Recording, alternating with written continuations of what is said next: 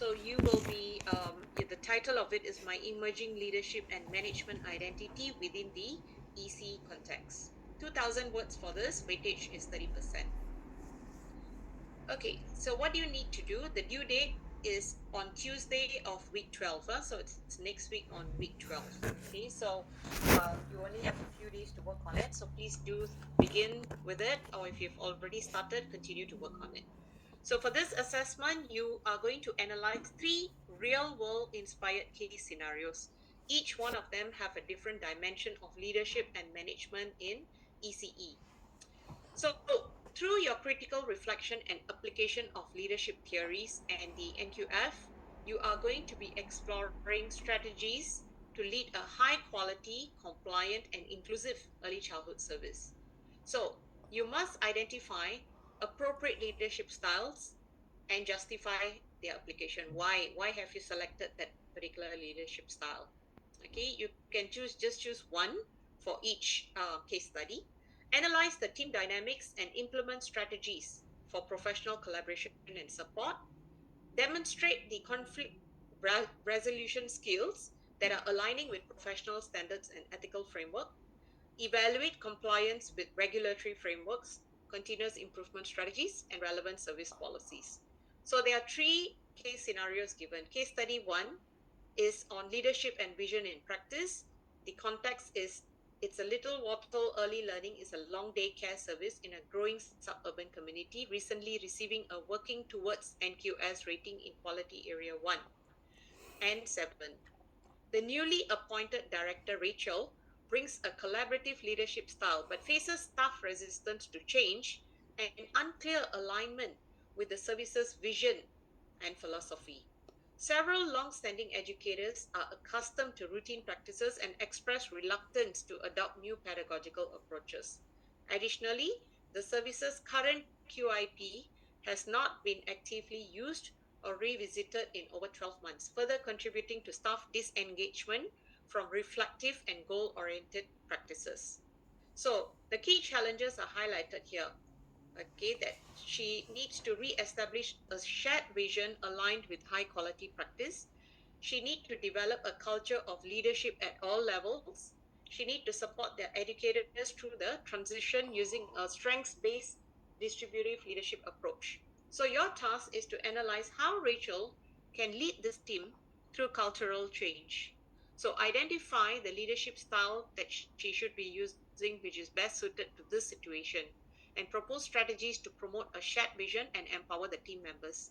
So when you're answering the question, you will factor in the key challenges and indicate explicitly how you're going to resolve this particular issue using the leadership style. Now, case study 2. Let me scroll up. Case study 2 is on managing conflict and team dynamics. So the context is the preschool room at Gumleaf Grove Kindergarten has been experiencing increased tension between 2 senior educators, Amira and Tom. They have conflicting pedagogical views. Amira prefers structured academic routines, while Tom values unstructured play-based inquiry.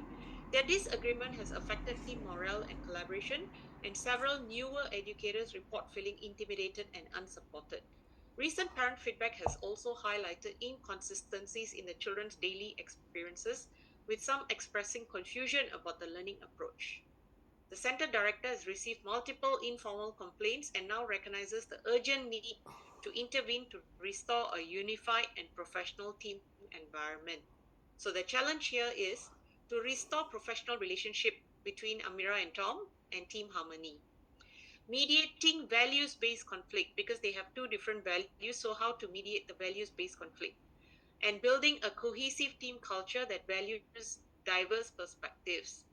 So your task is to apply a conflict resolution framework and relevant leadership strategies to resolve the interpersonal and philosophical conflict that's happening between Amira and Tom.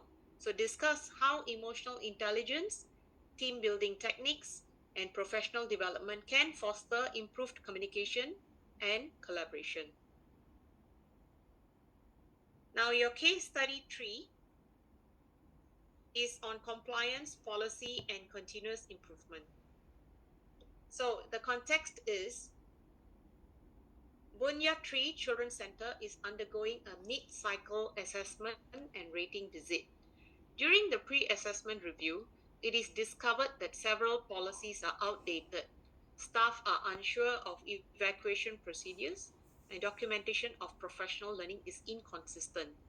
The nominated supervisor, Leo, must urgently lead the team in addressing these gaps while ensuring long-term sustainable practices. Recent staff turnover and inconsistent handovers have contributed to confusion around procedures and accountability. Additionally, the service's QIP has not been collaboratively reviewed in the past 6 months, leading to limited staff ownership of quality improvement priorities. So your challenge here is reviewing and embedding policies that reflect the current legislation and service philosophy, ensuring there's a procedural compliance across all quality areas, and strengthening the systems for continuous improvement, including the QIP and professional learning plan. So your task is to evaluate Leo's approach to leading compliance and quality improvement, recommend strategies for inclusive policy review, staff engagement in compliance processes, and embedding reflective practice across the service. So for each scenario, you are expected to use the school's resources first, your lecture slides, all the prescribed readings from the school first, because if you look externally, they may suggest a lot of different things, but it may not be relevant to these scenarios for ICON. Okay, so read from the school's literature and policy frameworks like NQS, EYLF, ASIQA, and so on. Include reference to leadership theories. So who are you, which type of leadership are you referring to? Transformational, instructional, servant leadership, or any others. Include a summary table linking the scenarios to relevant NQS quality areas and EYLF principles so that it's very clear and directly linked. Address any ethical considerations and professional standards as well. Because your word count is 2000, approximately, because you have 3 case studies, you can probably write about anything from 600 to maybe about 650 words per case study.